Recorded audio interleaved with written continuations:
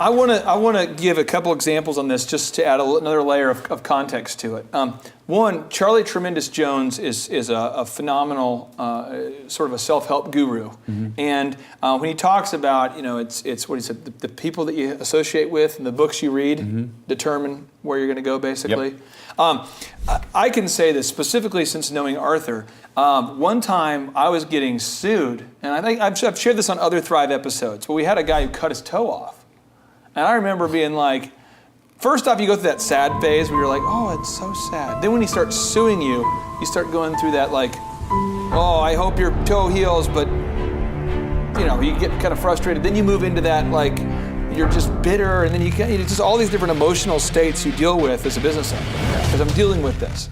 And so I'm talking to Arthur about just something, and then I learned about some stuff you were going through, and I didn't even tell Arthur what I was dealing with, and I thought, wow, I'm doing great.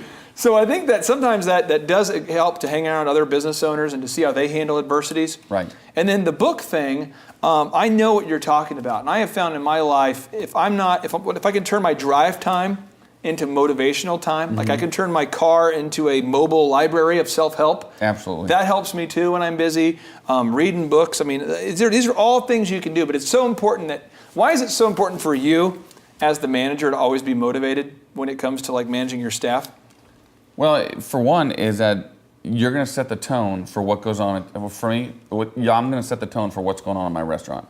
So if I come in a bad mood, my management's going to be in a bad mood. When my management's in a bad mood, my team members are going to be in a bad mood. And then who are they going to take it out on? The customers. And that doesn't serve well in a business environment.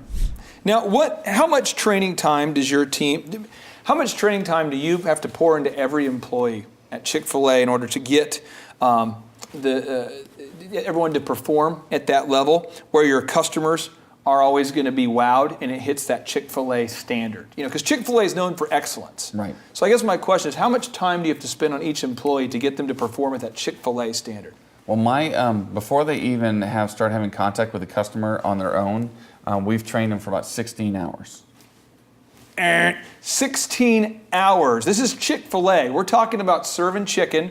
We're not talking about putting the cones on nuclear missiles. We're not talking about powering up nuclear submarines, anything nuclear at all. In fact, we're talking about serving chicken. Right. And so you're saying 16 hours? Right.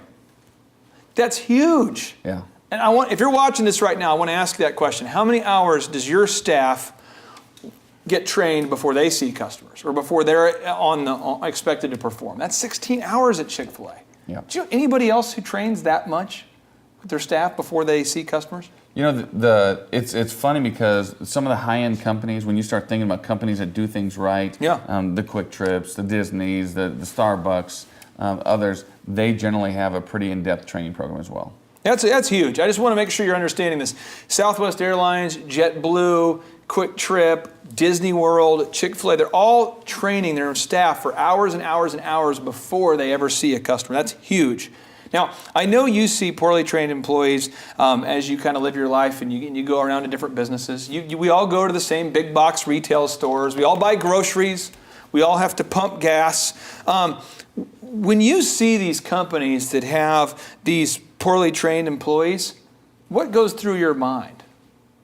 Well, honestly, most of the times when I see that, I think there's a disconnect between to me, it's that the leadership doesn't care. Okay, because there's retailers, I won't name names, but that you go to and you just watch the employees and you watch the interaction between the management and employees sometimes, and you could tell that neither one of them care about being there, and that's a problem. Yeah, the other day, I'll just mouth them because I don't want to say their names, but the other day I went and I go to this place and I'm in there and I said, hey, can you direct me over to this product? And the lady says, yeah, it's over there. Like over there, like the other end of this store. So I said, hey, I'm looking for a day planner. I'm looking for a day planner, and I don't see them. And I know I'm very familiar with the word day planner. I know what day planners look like. I've been to the far realms of your store. I've seen the future. I've been there. I've come back. I'm asking you again. She's like, I don't know. And I just wanted to So I go talk to the manager, and I said, hey, do you know where? Well, he walks me back, and very kind and shows where they're at. And I realized that there was that disconnect, like what you were talking about, where he's a kind person, but this person was, and to make it worse, they kept texting the entire time that they were seeing people in the line. Another example, the other day I went to a restaurant. Well, I love the restaurant.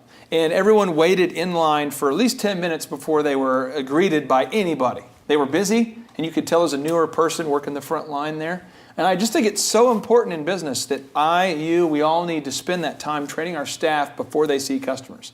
And I love you have 16 hours invested. That's phenomenal. Well, one thing I want to add in there is that, and a lot of people don't get this, but one of the things we do with our staff is if they're starting out, we will put trainee on their name tag. And a few weeks ago, someone came to me and they said, "Can I pull the trainee off my name tag?" And I said, "It's totally up to you on if you want to pull it off or not. Whenever you're comfortable." But the customers, when you see trainee on the name tag, there's a little bit of forgiveness that we give them. It's like, oh, it's okay, it's their first day. Now, for me, I always want to put trainee on my name tag. Arthur Greeno, 25 years, trainee. Yeah. Because I can get away with that stuff. But I couldn't get away with it, so I can't put that on there. But I think that's a small thing we can do as owners to put them in that position, because that way if the customer comes up and they have a difficult situation, when they see trainee on the name tag, they're going to look for somebody else. And then that employee doesn't feel attacked. That's an action item you can put on there. You can put on there trainee. I love that.